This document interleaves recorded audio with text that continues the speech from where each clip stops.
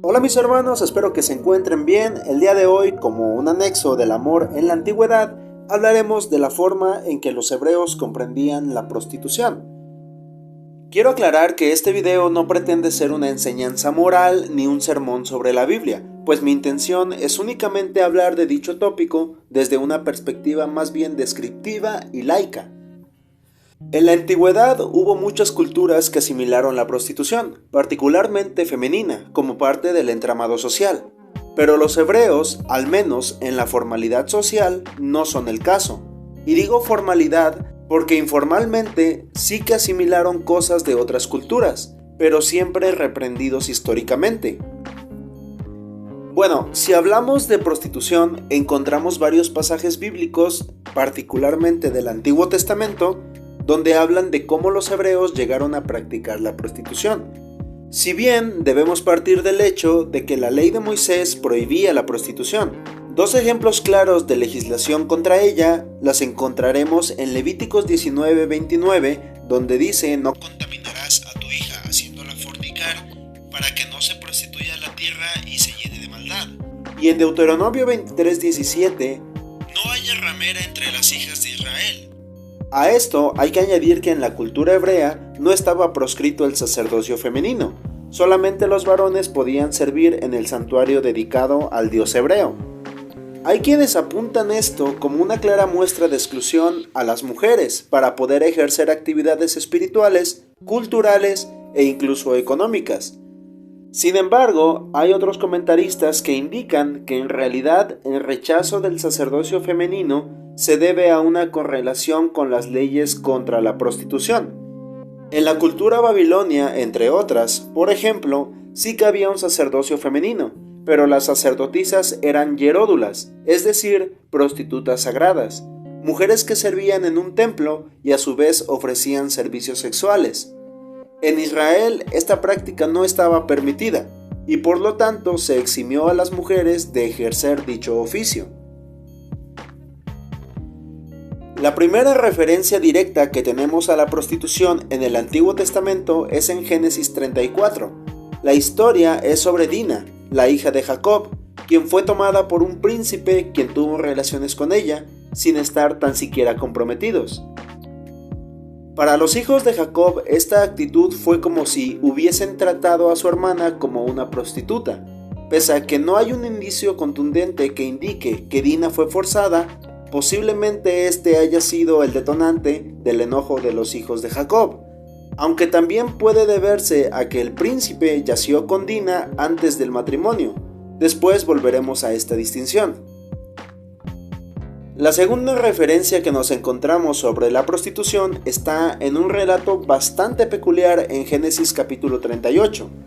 En este caso, Tamar, nuera de Judá, quien a su vez es hijo de Jacob. Sí, ya sé, no hay suficiente contexto, pero recuerden estos nombres. Tamar se casa con uno de los hijos de Judá, pero este muere antes de tener hijos con Tamar. Judá entonces entrega a Tamar a su siguiente hijo, y así sucesivamente hasta que ya no tiene más que un hijo pequeño, al cual Tamar debe esperar para casarse con él. En esta historia, Tamar desea tener hijos descendientes de Judá. Entonces piensa que no puede esperar al próximo hijo porque cuando éste crezca lo suficiente, ella ya estará en su vejez. Entonces, en cierta ocasión, decide salir junto al camino, vestirse como las prostitutas de la época y seducir a su suegro, Judá, y tener relaciones con él. De esta manera, por fin queda embarazada. A ver, la historia tiene un contexto en una ley conocida como el levirato, la cual básicamente va de que es importante preservar la descendencia, etcétera, etcétera. Sin embargo, este relato también nos muestra que si bien la prostitución no era bien vista por los hebreos, sí que tenían acceso a ella, e incluso un patriarca, como es el caso de Judá, pudo haber tomado esta práctica como común. El siguiente ejemplo es el de Josué 2:1, también se menciona más adelante. Ya después en la historia, los judíos habían salido de la esclavitud de Egipto y de hecho habían llegado a la tierra prometida, la tierra de Canaán. De acuerdo al relato, tenían que conquistar una zona conocida como Jericó. El problema es que esta ciudad se encontraba rodeada de murallas enormes. Para solventar esta situación, los judíos mandaron espías, y estos espías recibieron la ayuda de una mujer llamada Rahab, quien ejercía como sexoservidora en los límites de Jericó. La historia termina en que los hebreos toman Jericó y Josué, el general de las tropas hebreas, decide proteger a Rahab, quien a su vez es asimilada por el pueblo judío, comparte sus tradiciones e incluso llega a casarse y a tener familia con un varón hebreo. Aquí también es necesaria una acotación, pues de acuerdo a Levíticos 21:7, el sumo sacerdote no podía casarse con una prostituta, y de aquí los comentaristas consideran que en el pueblo de a pie, o sea, quienes no ejercían algún tipo de oficio sacerdotal, sí que podían tomar a una prostituta como mujer, como es el caso de Salmón, quien de acuerdo al Evangelio de Mateo, fue el hebreo que tomó a Rahab por esposa. Sin embargo, otros comentaristas apuntan a que el caso de Rahab es más bien una excepción, pues se la aceptó no por obviar su condición de prostituta, sino por ayudar a los hebreos en la conquista de Jericó. Más adelante, en un tiempo en el que la cultura hebrea se había diluido con otras culturas, tenemos distintas menciones a sexoservidoras. Por ejemplo, se menciona de pasada que Jefté, uno de los jueces que gobernó Israel, era hijo de una ramera.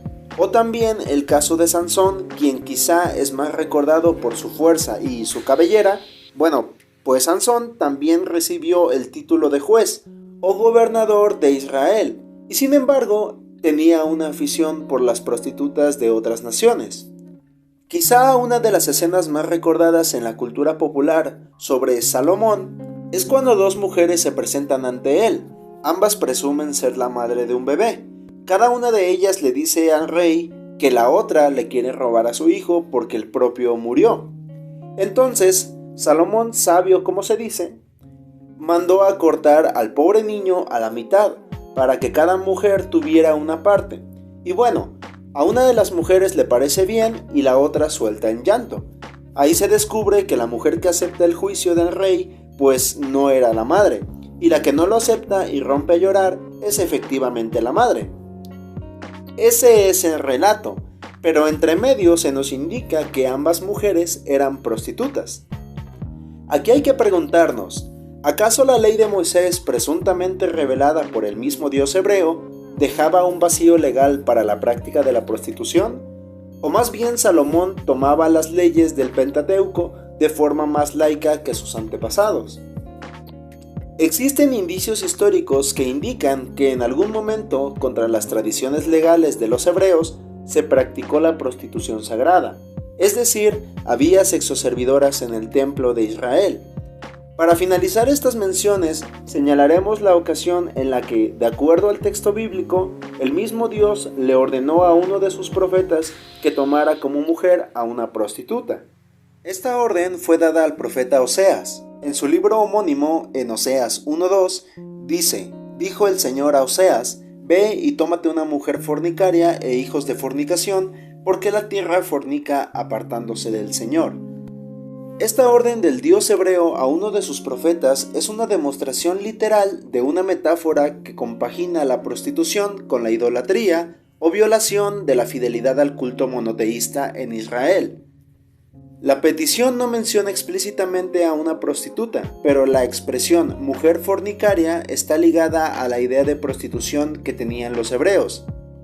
Y es que para el pueblo judío el término prostituta o prostitución, que en hebreo es soná, también se puede aplicar a cualquier tipo de relación sexual prohibida en el Pentateuco, ya fuera bestialismo, relaciones entre personas del mismo sexo o relaciones extramaritales. Y esto era usado a su vez para hablar metafóricamente sobre la idolatría, la asimilación de costumbres extranjeras y de cultos contrarios al monoteísmo hebreo. El motivo principal por el cual la prostitución no estaba permitida en Israel es por una cuestión moral. El Dios judío solicitó al pueblo que le servía que fueran santos, consagrados a Él, y como parte de esa santidad vemos unas normas en torno a la sexualidad bastante más exigentes que en cualquier otra nación, civilización o cultura, ya que en otras culturas lo sacro, no necesariamente iba acompañado de tal comprensión de lo sexual. Pero también hay indicios de que era una forma de evitar confusión social, ya que el orden establecido era patriarcal, y una mujer cuyos hijos no pudieran ser reconocidos quedaría desamparada, y dado que en la ley de Moisés nunca se menciona legalmente la adopción, esto podría ser un problema. Hay más que agregar al tema, pero por este video sería todo. En caso de ser bien recibido, procederé a una segunda parte con más detalles. Gracias por ver el video. Si te gustó, regálame un enorme like, suscríbete si aún no lo has hecho y activa la campanita de notificaciones. Yo soy Gama, nos vemos en el próximo video, un saludo.